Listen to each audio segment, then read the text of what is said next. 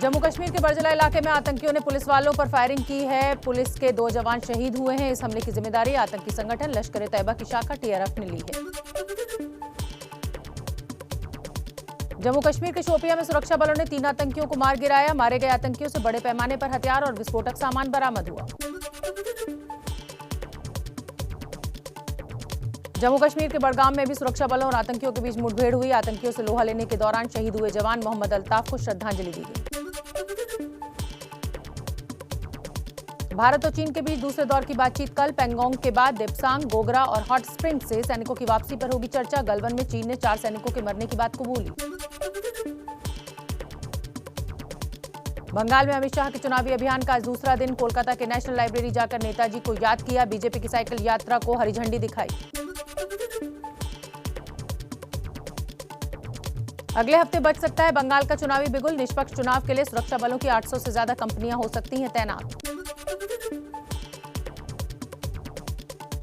बंगाल की विश्व भारती यूनिवर्सिटी के दीक्षांत समारोह में शामिल हुए प्रधानमंत्री मोदी। कहा, बंगाल एक भारत श्रेष्ठ भारत की प्रेरणा स्थली। पश्चिम बंगाल में नहीं थम रहा सियासी हिंसा का दौर। बंगाल के अलीपुरद्वार में बीजेपी के कार्यकर्ता ने टीएमसी के लोगों पर मारपीट करने का लगाया आरोप। पश्चिम बंगाल के कूचबिहार में बीजेपी के ऑफिस के बाहर लगे धमकी भरे पोस्टर। जय बांग्ला के नारे के साथ पोस्टर में धमकी भरे संदेश लिखे गए।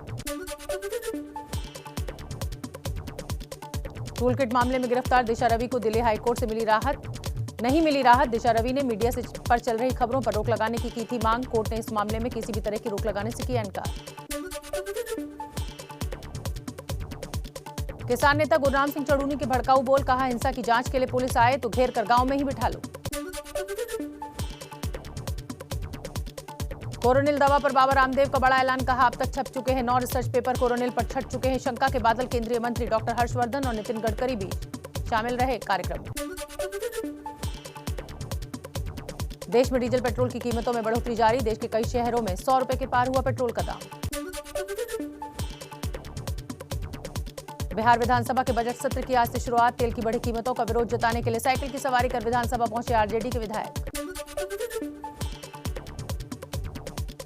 मुंबई में तेजी से बढ़ रहे हैं कोरोना के मामले। लापरवाही करने वालों पर होगी कड़ी कार्रवाई। बिना मास्क रेल यात्रा करने वालों पर नजर रखने के लिए 300 मार्शल तैनात।